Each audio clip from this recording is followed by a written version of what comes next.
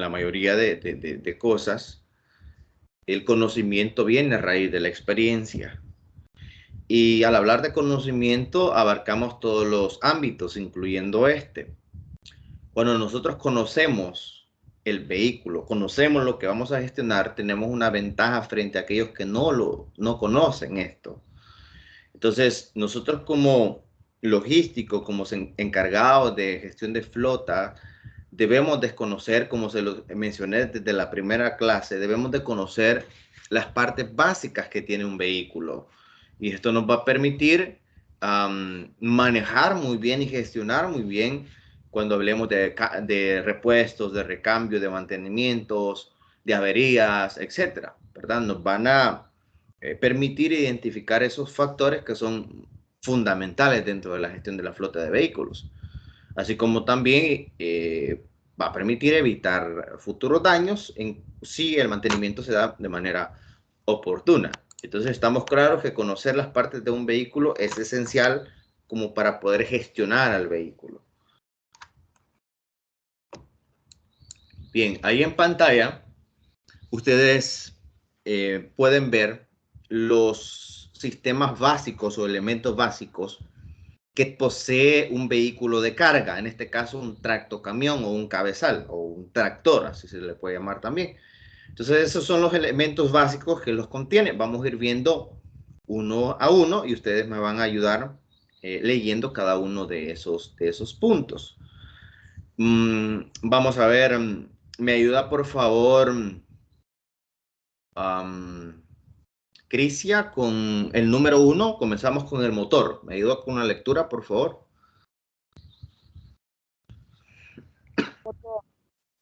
Central del funcionamiento del vehículo que proporciona energía mecánica para que éste pueda avanzar.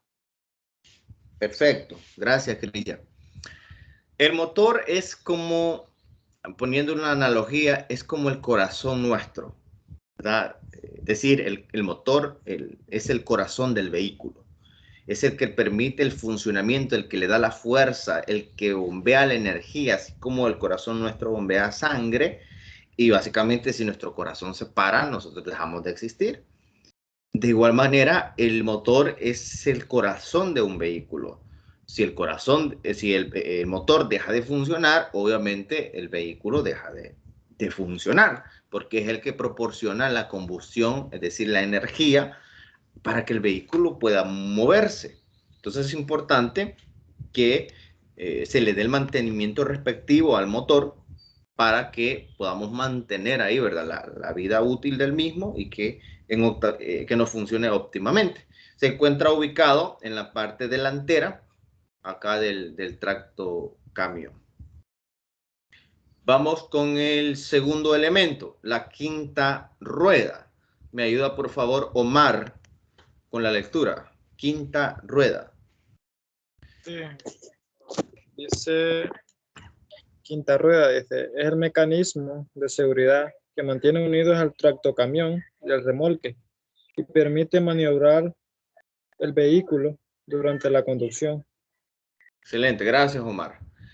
La quinta rueda está ubicada en la parte trasera del tractocamión. Se llama quinta rueda porque tiene forma de una rueda, pero en realidad eso es un soporte donde descansa el semirremolque. Es un soporte de seguridad, es un mecanismo de seguridad para, digamos, asegurar, valga la redundancia, al semirremolque y este no se vaya pues a separar del tractocamión. Entonces la quinta rueda tiene ese funcionamiento, es un mecanismo de seguridad para mantener seguro el semirremolque al tractocamión. ¿Alguna pregunta con la quinta rueda y el motor?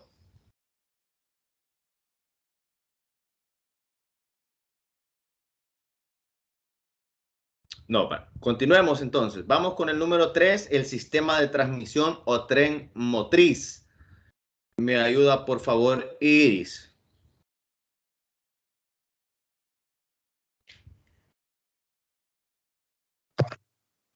Sistema de transmisión o tren motriz, conjunto de elementos como diferencia, árbol de transmisión, embrague, flecha cardán, cuyo objetivo es hacer llegar el giro del motor hasta las ruedas motrices. Muy bien, gracias, Iris. Bien, el sistema de transmisión o tren motriz, más adelante lo vamos a desglosar, ¿verdad? Vamos a ver las partes que tiene el tren motriz porque es bien importante saberlo. Sin embargo, como ustedes pueden ver aquí en pantalla, el tren motriz acá está reflejado como el número 3, ¿verdad? Está ubicado en esta parte. Si lo queremos ver ya separado, es esto que está acá. Fíjense bien, todo esto se le llama tren motriz. Más adelante vamos a ver cómo se llama esto, esta parte, esta otra, porque cumplen la función de dar, de hacer llegar la fuerza del motor a las llantas. Esa es la función del tren motriz, es decir, la energía que genera el motor a través de la combustión generada por la gasolina, esa energía se traslada al tren motriz y el tren motriz hace girar las llantas. Esa es la función que tiene. El tren motriz tiene elementos como el diferencial, el árbol de transmisión, la flecha cardán, el embrague y otros puntos que más adelante los vamos a ver. Bien, vamos con el número 4, sistema de distribución. Jonathan David, me ayuda, por favor. Sí, conjunto de piezas como engranaje, árbol de levas, válvula, cuyo objetivo es controlar la entrada y salida de los gases en los cilindros del motor. Muy bien, gracias. Gracias, Jonathan. El sistema de distribución está acá junto al motor. Ese es el que se encarga de controlar la entrada y salida de los gases de los cilindros del motor, ¿verdad? Básicamente está compuesto por árbol de levas, válvulas, que permiten que el combustible haga la combustión correctamente y que también el motor pueda funcionar en óptimas condiciones. De repente hay vehículos que vibran demasiado. No sé si usted ha tenido la oportunidad o si tiene algún vehículo de que de repente le comienza a vibrar demasiado el motor. Y es porque muchas veces el sistema que distribuye el combustible o que hace que los gases salgan del motor no está bien, ¿verdad? Hay que repararlo. Entonces cumple una función muy importante el sistema de distribución. Bien, número 5. Me ayuda, por favor, Marilu. Sistema de lubricación. Sistema de lubricación. Su objetivo es evitar el desgaste de las piezas del motor con una capa lubricante. Algunos de sus componentes son cigüeñal, cárter, bomba de aceite y filtro de aceite. Muy bien, gracias. Gracias, Marilu. El sistema de lubricación es fundamental.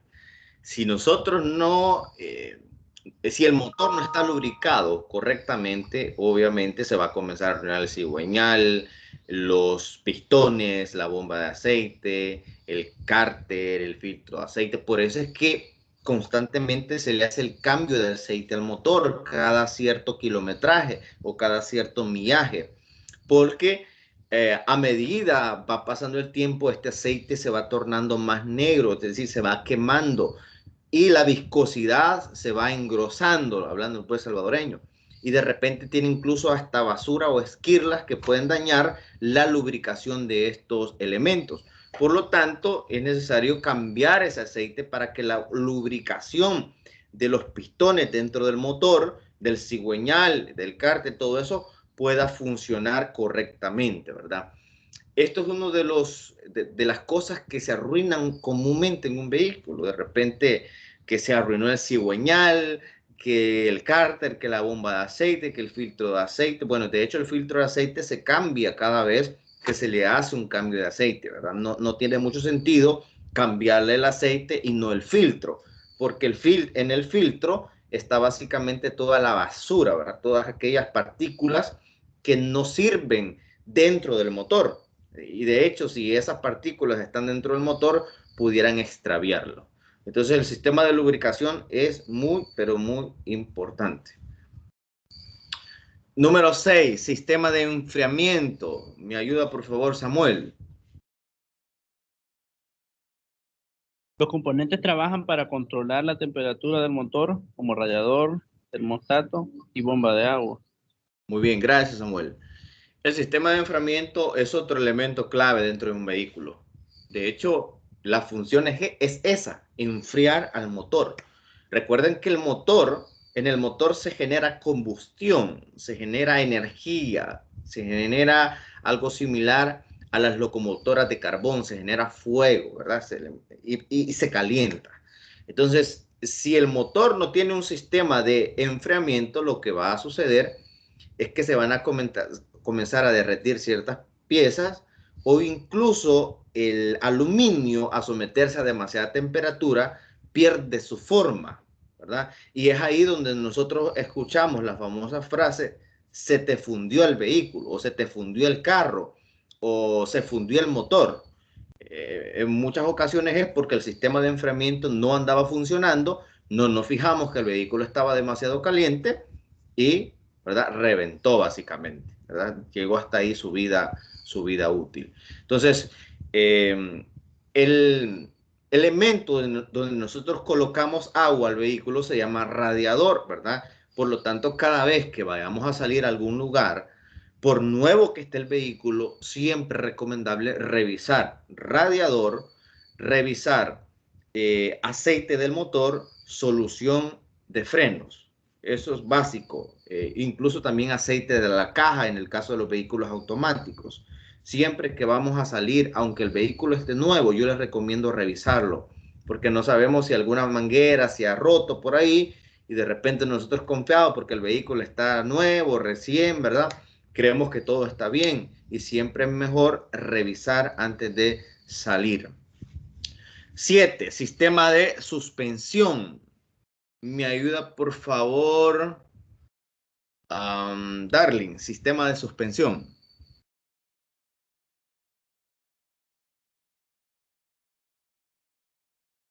Su función es sostener el peso del vehículo y dar confort.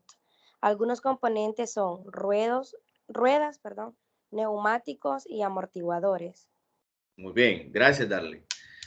¿Les ha pasado que ustedes se han subido a algunos vehículos o a algunos autobuses que usted en la calle, o sea, siente todos los baches de la calle? No tiene amortiguadores, la suspensión está malísima y cada vez que usted va en la carretera, pues siente el golpe o esa vibración en toda la calle. Contrario a cuando nos subimos a un vehículo que la suspensión está muy bien, que básicamente ni sentimos la carretera. Usted dice, siento que como que si voy en el aire, ¿verdad? Ni siento la carretera por tan suave que está la suspensión. Y eso es porque los amortiguadores están buenos, porque los neumáticos están buenos, están calibrados, y también porque se ha balanceado y también alineado el vehículo, ¿verdad? Eso quiere decir que, por ejemplo, cuando un vehículo no anda alineado ni bien balanceado, si usted suelta el timón, el vehículo se le va hacia un lado, ¿verdad? Por lo tanto, nunca lo debe de soltar porque el vehículo le va a un lado.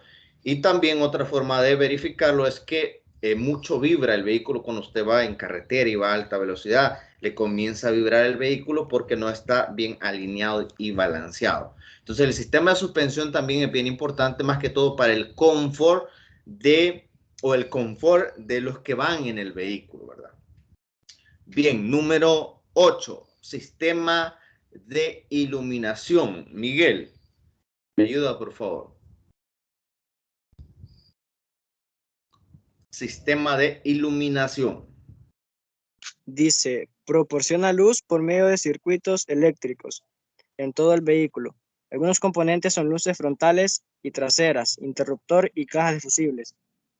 Muy bien, yo creo que acá no hay mucho que mencionar. Sistema de luces lo componen luces delanteras, traseras, incluso luces laterales para algunos casos, y que este sistema el sistema de iluminación, viene enfocado al sistema eléctrico, que también es algo muy importante dentro de los vehículos, que permiten generar o monitorear muy bien la energía que se distribuye a lo largo de todo el vehículo. Entonces, el sistema de iluminación es muy, pero muy importante también andarlo al 100%, ya que ya sea para cuando uno va a hacer un cruce, necesitamos vías como intermitentes también, luz de freno, y en el caso de la noche, pues es más obvio la necesidad de las luces. Número 9, sistema de admisión y escape. Mártir, ¿me ayuda, por favor? Conjunto de componentes que dan entrada de aire y salida a los gases productos de la combustión. Excelente. Bien, el sistema de admisión y escape, nosotros lo podemos identificar acá en esta imagen como número 9. Si usted se fija, es como un tubo. Este tubo se le llama escape. La función que tiene este escape es sacar los gases que se generan en la combustión del motor. Entonces, de repente usted ve vehículos que tiran mucho humo, humo negro. Eso quiere decir que la combustión que está haciendo este vehículo ya no es óptima. Ya nos está dando una alerta de que ese motor, la combustión, tiene algún problema. Comúnmente, los vehículos, más que todo, que son tipo diésel, tienden a generar un poco más de humo que los de gasolina. Y es por el mismo componente del diésel, ¿verdad? Pero ya en un vehículo que es gasolina y anda generando demasiadas emisiones de humo, entonces eso nos da una alerta de que algo no está bien ya en el motor, ¿verdad? Hay que revisar el sistema de distribución, hay que revisar la parte de el aceite, o hay que ver si necesariamente ya es importante un ajuste al motor. Comúnmente el escape en los tractocamiones está hacia arriba. Se han fijado que a los costados de acá del cabezal, muchos tractocamiones tienen hasta 2 escapes, ¿verdad? Uno a cada lado o hacia arriba. Es bien raro ver que lo tengan hacia un lado. Los que los tienen hacia atrás más que todo son los vehículos tipo sedán, los camiones y algunos camiones que los tienen hacia un lado también. Pero los tractocamiones comúnmente tienen hacia arriba la salida del escape. ¿Alguna pregunta con estos elementos que hemos visto hasta el momento, chicos?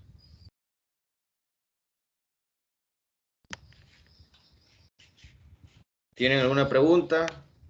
Bien, si no tienen preguntas, quiero pedirles un favor. ¿Me permiten un minutito nada más? Voy a traer un vaso de agua que siento muy reseca la garganta, ¿sí? Me permiten un minutito nada más.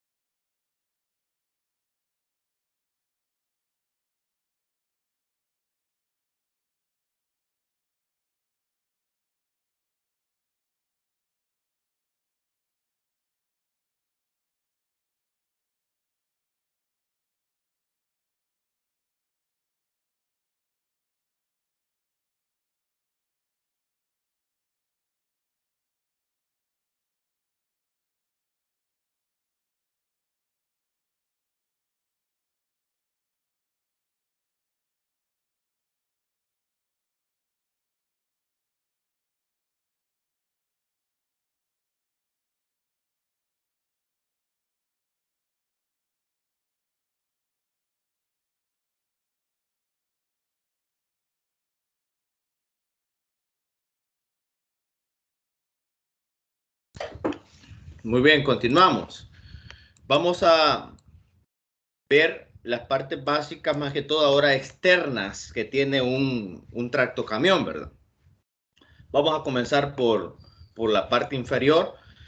A esto, más que todo lo que hace la tracción, se le conoce como tracto, es como el eje, básicamente se le conoce como tracto. De ahí la palabra tractocamión, porque es el que genera la tracción del vehículo, o el que da, digamos, el empuje al vehículo. Tenemos la defensa, que es esto que está acá. Tenemos la salpicadera a este lado, el retrovisor exterior, la cabina que lo conforma todo lo que ven en celeste o azul, la bocina o el pito, como se conoce, el paravientos o deflector de aire, que este cumple una función bien importante. Muchos piensan que es digamos, solo es para que el vehículo se vea mejor, como para decoración, pero no. Este elemento cumple una función de enviar el aire que pega ahí, lo envía hacia arriba, y eso permite que el vehículo no se pare tanto con la fricción del aire, ¿verdad?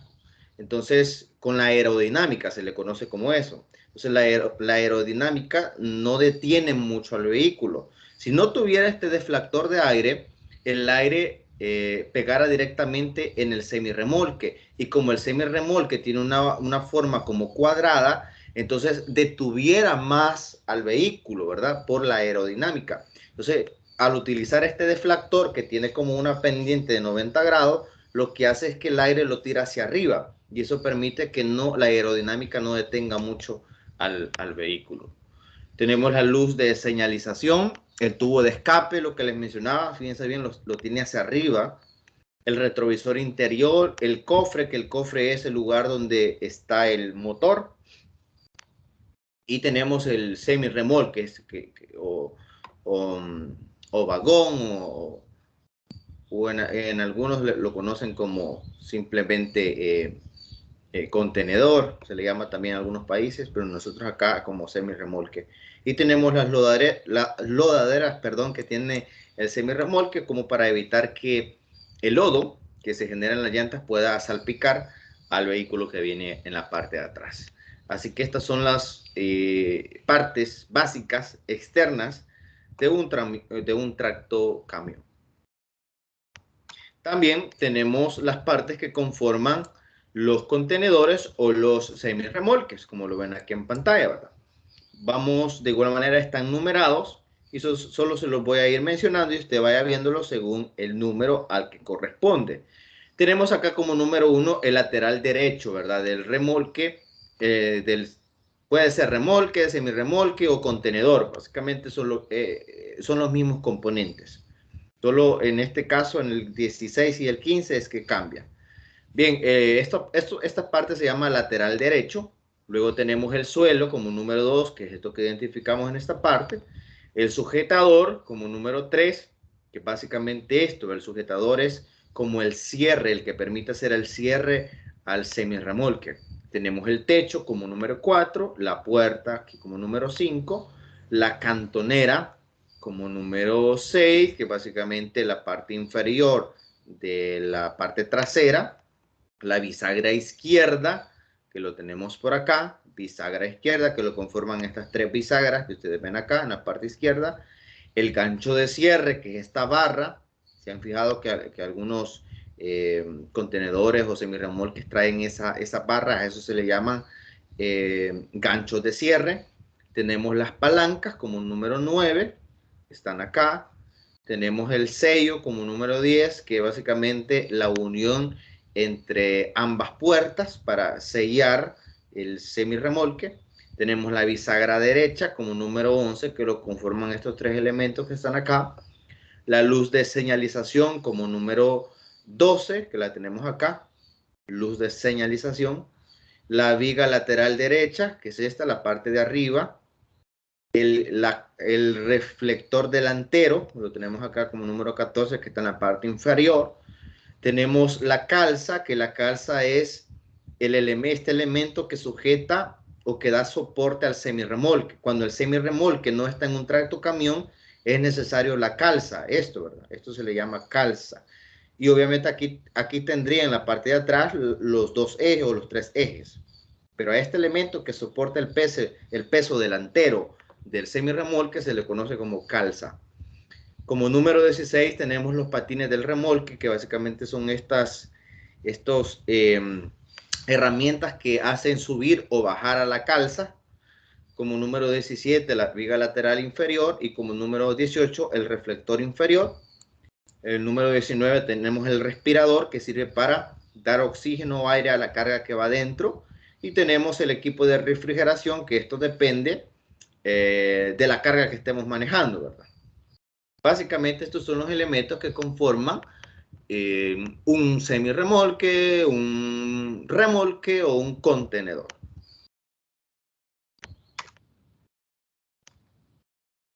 Bien, ahora vamos a ver la descripción del tablero, los elementos que conforman el tablero de un vehículo, ¿verdad? Ya en la parte interna, digamos. Es importante saber esto porque el tablero tiene muchos indicadores que nos dan información importante que debemos de ponerle mucha atención. Entonces, veamos algunos de ellos. Ok, vamos a ir viendo uno a uno.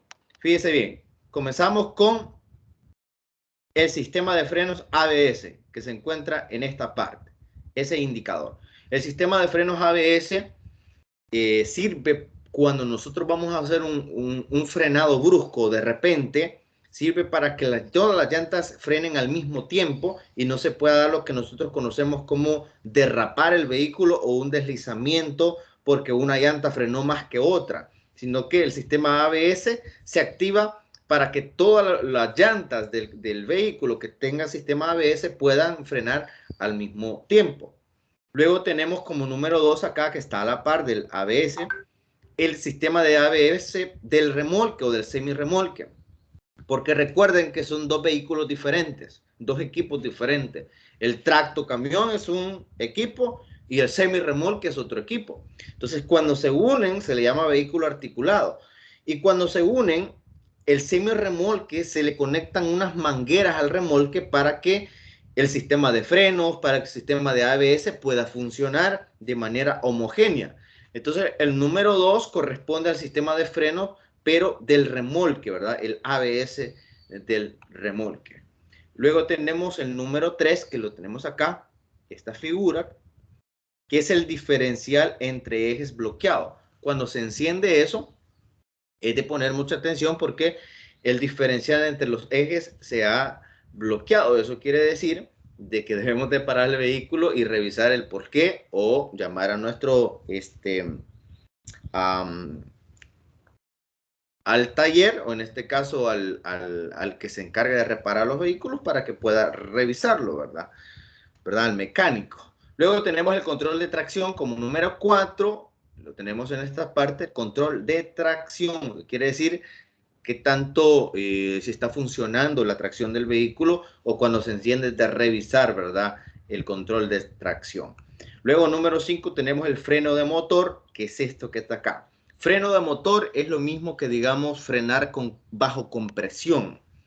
No sé si usted ha visto un rótulo en las carreteras, más que todo cuando hay bajadas, ¿verdad? Bajadas bastante pronunciadas. Dice freno con motor o frene con motor.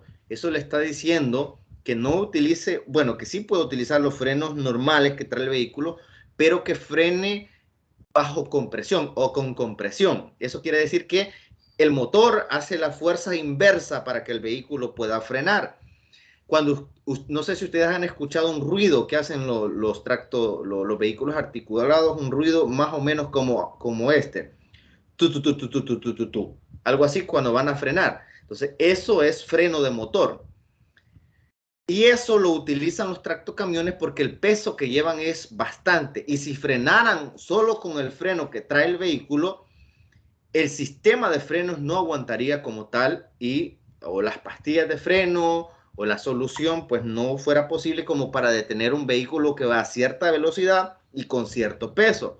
Por lo tanto, es necesario utilizar el freno de motor. El freno de motor, vale la pena mencionarlo también, es más efectivo en un vehículo estándar que en un vehículo automático, eso sí. Bien, continuamos. Tenemos el número 6 que nos dice la revisión del motor. 6 o el engine motor, en algunos vehículos así se llama también. Esto está también incluso en los sedanes. Cuando se enciende ese piloto, es necesario revisar también o conectar la computadora al vehículo para ver qué es lo que está fallando en el motor. Ventilador del motor, número 7. También esto es sumamente importante identificarlo. Permítanme un segundo, chicos.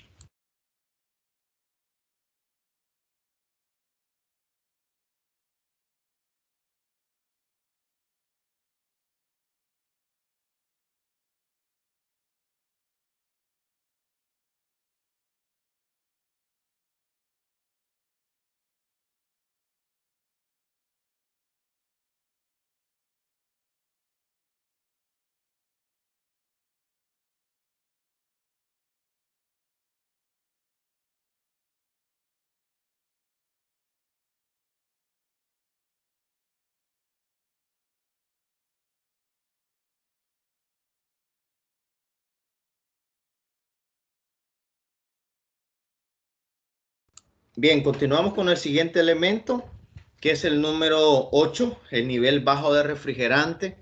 Eso también hay que prestarle mucha atención. Lo tenemos por acá.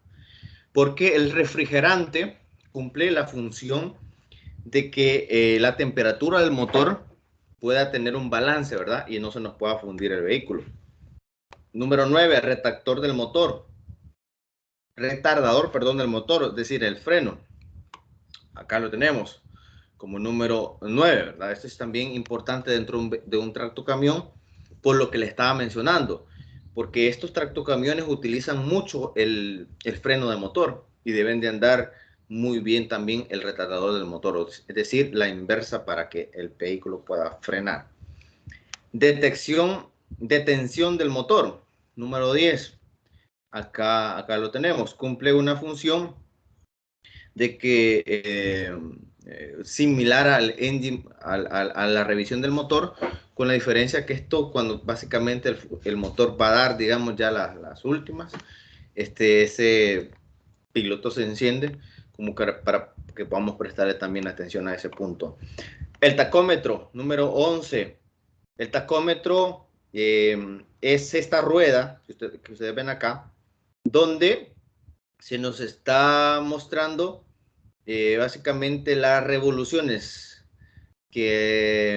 a la que vamos, ¿verdad? Las revoluciones por minutos que vamos en el vehículo. El velocímetro, perdón, muestra la velocidad a través de esta aguja en forma de reloj, muestra la velocidad a la que estamos conduciendo. Tenemos el odómetro como número 13. El odómetro es el que marca ya sea el kilometraje o el millaje actual del vehículo. Tenemos el mensaje de espera como número 14. Acá, el mensaje de espera. Tenemos el freno de estacionamiento o el freno de mano como número 14 o como número 15, perdón, que está en esta parte, parking. O en algunas partes también es como el brake, ¿verdad? Cuando nosotros colocamos el freno de mano, brake, se enciende ahí en el tablero. Tenemos las direccionales o luces intermitentes acá, ¿verdad? Cuando vamos a cruzar a la izquierda o a la derecha o nos parqueamos, las luces intermitentes. El sistema de refrigeración, el número 18, que parte también del aire acondicionado, tenemos por acá. El sistema de transmisión para ver si la tracción del vehículo también está funcionando correctamente, ¿verdad? Eso también, ese elemento es importantísimo y lo podemos identificar también en este factor. Y por último, la transmisión o temperatura alta del aceite como número 20. Este elemento es importante también porque si la temperatura del aceite está alta, quiere decir que el motor está muy recalentado. Y hay que parar el vehículo y ver de qué manera se enfría para que no se vaya a fundir, lo que les explicaba anteriormente. Algunos de estos elementos los tienen los carros tipo sedán, pero en su mayoría algunos no, ¿verdad? Pero para que los conozcamos también. Luego tenemos otros elementos que forman parte del mismo tablero siempre, pero están un poco aparte. La temperatura del refrigerante del motor, que ya lo estuvimos viendo, pero esta es otra manera también de verlo, porque hay camiones que tienen, obviamente por el tipo de vehículo, va a ser diferente el tablero de uno a otro. El líquido para frenos, como número 2, acá se mide a través de esta aguja. La presión del aire o del sistema, el nivel de combustible, que lo tenemos acá como número 4, ¿verdad? Full, F tiene por acá y E, ¿verdad? Que lo tiene por acá. Tenemos el tacómetro, que lo que les mencionaba son las revoluciones por minuto a la que vamos manejando. Tenemos el velocímetro también como número 6. En algunas partes se identifica también de esta forma. El indicador de marchas como número 7. Tenemos la luz de reversa acá como número 8. Y por último la luz de acción o advertencia acá, esto. Entonces, estos elementos van a variar dependiendo la marca, el modelo de los vehículos, pero en general, pues estos son los principales que tienen. ¿Alguna pregunta hasta el momento, chicos, respecto a lo que ya hemos visto, la parte interna y externa del vehículo, la parte del tablero y ahora vamos al tren motriz? ¿Tienen alguna pregunta hasta el momento?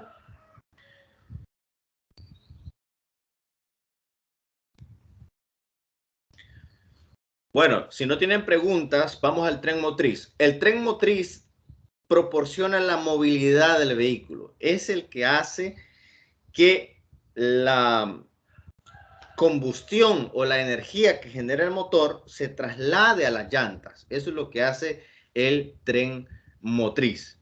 Y el tren motriz está compuesto por los siguientes elementos. Número 1 tenemos el motor, ¿verdad? Esto, que nosotros ya conocemos el motor. Luego del motor está la pieza que se llama embrague, ¿sí? Entonces, el motor que se genera la fuerza pasa esa energía al embrague y del embrague pasa a la caja de cambios. Entonces, el embrague es el elemento que está entre el motor y la caja de cambios, ¿verdad? Esta caja de cambios puede ser manual, o sea, estándar, o automática. Luego de la caja de cambio tenemos las juntas universales. Estas juntas universales, perdón chicos, estas juntas universales son las que están adelante y atrás del cardán o la flecha cardán, o se le conoce también como árbol de transmisión. Si usted ha visto en algunos vehículos de carga, este es como un tubo muy grueso que gira rápido. Eso se le llama cardán o flecha cardán. Entonces lo que está adelante y atrás de la flecha cardán se llaman juntas universales. Luego de que el cardán gira, proporciona esa energía a lo que le llamamos aquí el diferencial, que es esto que está acá, miren, esta parte, el diferencial. El diferencial lo que hace es distribuir la energía entre el puente trasero. El puente trasero es esta barra que ustedes ven acá. Esta barra se le conoce como puente trasero. Y el diferencial lo que hace es distribuir energía hacia la llanta derecha y hacia la llanta izquierda, para que la tracción sea igual en ambas llantas. No es que vaya haciendo tracción más en la llanta izquierda o haciendo más fuerza en la llanta derecha. Entonces, esa es la función del diferencial, distribuir la energía entre la llanta izquierda y la llanta derecha. Por acá tenemos también un amortiguador, o los amortiguadores que son esto, y las barras también de amortiguación, que también se utilizan. ¿Alguna pregunta respecto a los elementos que conforman el tren motriz?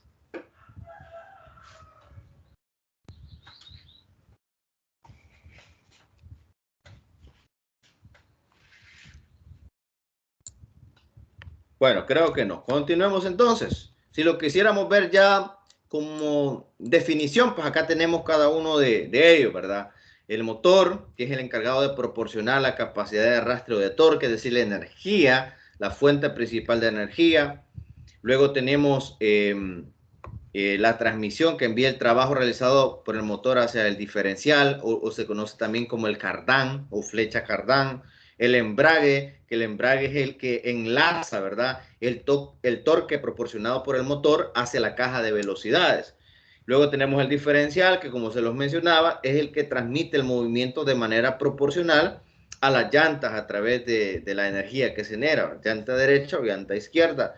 Y la caja de velocidades, que existen 3 cajas de velocidades: la manual o la estándar, la automática y la semiautomática, conocida también como secuencial, ¿verdad? Hay vehículos también con este tipo de cajas, y tenemos también las llantas que propulsan y detienen el vehículo que está en contacto con la carretera.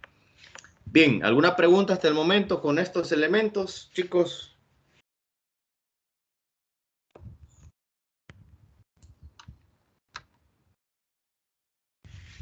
¿Tenemos alguna pregunta?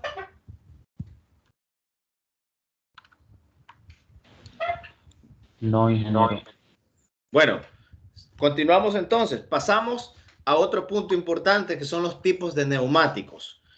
Esto es bien importante porque hay neumáticos que nos permiten ahorrar combustible, hay neumáticos que permiten ser más eficiente al vehículo, y probablemente nosotros ni lo sabemos.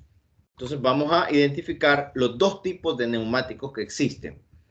Según su construcción, según la manera en cómo se elaboran, hay 2 tipos de neumáticos. Tenemos las llantas convencionales o los neumáticos convencionales, y tenemos las llantas tipo radiales. Vamos a hablar primero de las convencionales. ¿Acaso les voy a dar teoría y después les muestro imágenes para que identifiquen la diferencia? Las llantas convencionales, las cuerdas, es decir, esta parte de hierro que traen las llantas, están colocadas de forma diagonal a lo largo de la banda, es decir, alrededor de la banda de rodamiento. Así están colocadas. ¿Cuáles son las características que tiene este tipo de neumáticos? Es una estructura elástica que amortigua los impactos provocados con objetos como piedras. Son llantas muy rígidas y poco flexibles. El costado es muy grueso de estas llantas y también se utilizan principalmente en los vehículos agrícolas y comerciales, ¿verdad? Que circulan en carreteras sin pavimentar. Estas llantas son las que utilizan esos vehículos que trabajan en el campo, ¿verdad? En la tierra, que comúnmente andan en caminos pedregosos o de mucho lodo, porque son llantas más gruesas que las llantas radiales. Pero obviamente son más rígidas y poco flexibles, por lo tanto, en pavimento son menos eficientes las llantas convencionales que las llantas radiales. Ahora, vamos a las llantas radiales. Las cuerdas, es decir, ese hierro que tienen las llantas, ya no se colocan de manera diagonal, sino que ortogonal, quiere decir alrededor de las llantas, a lo largo de la banda de rodamiento. Ya van a ver una imagen para que puedan comprender a lo que me refiero. ¿Cuáles son las características de esta llanta? Menor resistencia al rodamiento, es decir, nos permite ahorrar combustible, mayor tracción, menor desgaste de las llantas, menor incremento de la temperatura. Y también estas llantas pueden utilizarse para todo tipo de terreno, básicamente. Entonces, si hacemos una comparación, depende del uso que le queramos dar. O sea, si vamos a trabajar en el campo, imagínense un vehículo en lugar muy pedregoso donde no se puede ir a mucha velocidad por obvias razones, conviene utilizar una llanta convencional. Pero si vamos a utilizar un vehículo que lo vamos a manejar en carretera pavimentada o en caminos que pueden ser de tierra pero no son muy pedregosos, se recomienda utilizar llantas radiales. Ahora, diferencia en cuanto a la forma de construcción, a lo que les llamaba, a lo que les mencionaba. Las llantas convencionales, las cuerdas están en diagonal, noten, fíjense bien, de derecha hacia izquierda, así van, de forma diagonal. Por eso es que los costados son más rígidos, son más duros, ¿verdad? Porque están construidos de esta forma. En cambio, las llantas radiales están construidas de esta forma, ortogonal, es decir, alrededor de las llantas, lo que permite generar mayor rodamiento, ¿verdad? Entonces, y menor tracción. Esa sería la principal diferencia entre el neumático de tipo convencional y el neumático radial o la llanta radial.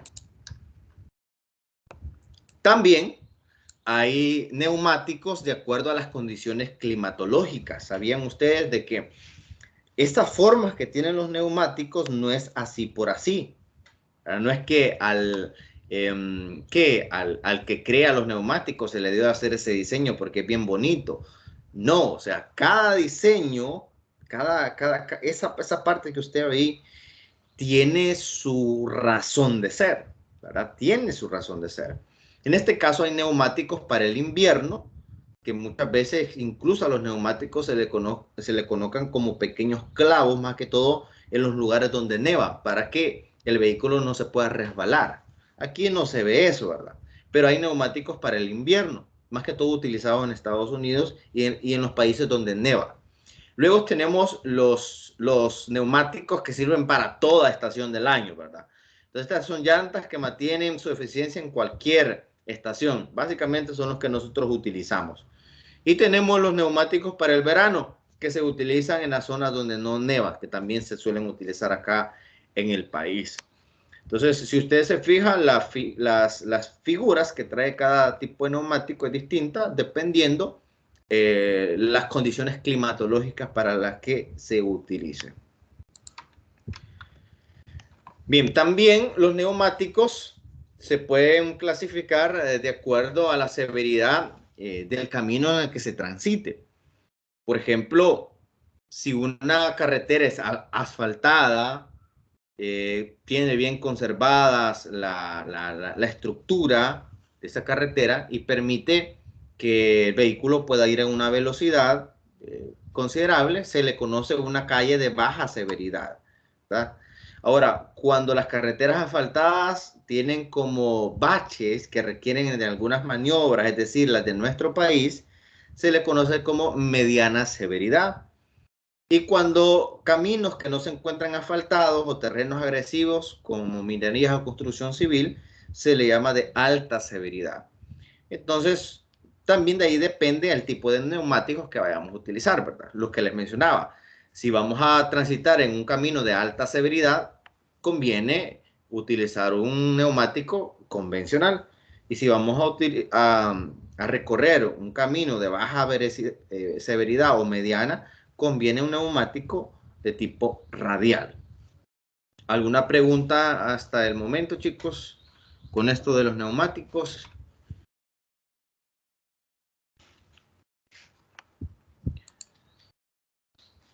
Bien, pasando a otro punto importante de los neumáticos es comprender qué significa esos números que traen los neumáticos. Porque de repente cuando nosotros vamos a comprar un neumático nos preguntan qué tipo de neumático o qué neumático es.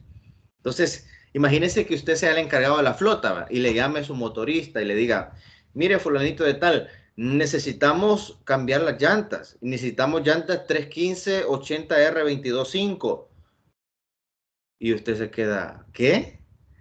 Sí, llantas 315 80R225. Y usted, bueno, ¿y qué es eso? ¿Verdad? ¿Qué tipo de llanta es eso? No, es que es RIN 22,5, una llanta de tipo radial, esa necesitamos. Pero es importante saber muy bien qué significa esa nomenclatura, ¿verdad? Entonces vamos a saber ahora. Bien, este número que ustedes ven o esta identificación es la que trae todo neumático. Todo neumático trae esto, porque es la manera de identificar el tamaño del mismo. ¿Pero qué significa? Veamos. En este caso, el 315 representa el ancho nominal de la llanta, como lo ven aquí en pantalla, el ancho nominal en milímetros de la llanta. Eso quiere decir que esta llanta tiene 315 milímetros de ancho. Ok. Luego tiene una pleca y tiene el número 80. El 80 representa la altura de la llanta, ¿verdad? Desde el rin hasta donde termina la llanta es la altura en porcentaje. Básicamente es el 80% de la altura en relación al rin, básicamente. Luego tenemos la letra R. La letra R no identifica o no significa rin, porque algunos lo confunden. Uno piensa que, porque aquí dice R225, quiere decir rin 22,5, pero no. La letra R indica el tipo de construcción de la llanta. Entonces, cuando identifiquemos la letra R, es que es una llanta de tipo radial. Y cuando identifiquemos la letra C, o en algunos casos es otra letra, vamos a identificar que es una llanta de tipo convencional. Entonces, la R no significa ring, sino que significa el tipo de construcción de la llanta. En este caso, radial. Y el 22,5 representa el diámetro interno de la llanta en pulgada, es decir, el tamaño del ring. Aquí puede ser 15, 16, 14, 17, 22, etc.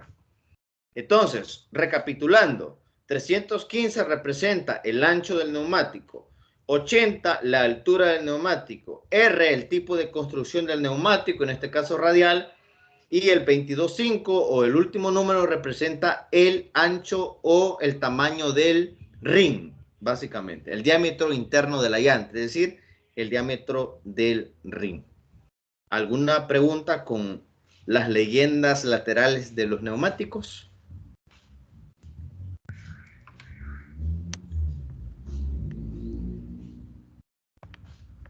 Lo que va a hacer al terminar esta clase, vaya a ver un vehículo, véale la llanta y trate de darle sentido a a esa leyenda que tiene esa llanta de ese vehículo y se va a dar cuenta, identifique incluso si es radial la llanta y qué tamaño de ring es, ¿verdad? Por eso lo vamos a saber con los últimos dígitos. R representa radial y el último número, el tamaño del ring. Así es como se ven en las llantas, fíjense bien, 195 pleca 65 R15. Cuando nosotros pedimos un neumático tenemos que dar todo esto, ¿verdad? Si nos preguntan qué tipo de llanta necesitas, tenemos que darle todo ese dígito, toda esa nomenclatura. 195 es el ancho. Se han fijado que hay llantas que son mucho más anchas que otras. El perfil quiere decir lo alto, tipo radial, y en este caso es ring 15 esta llanta.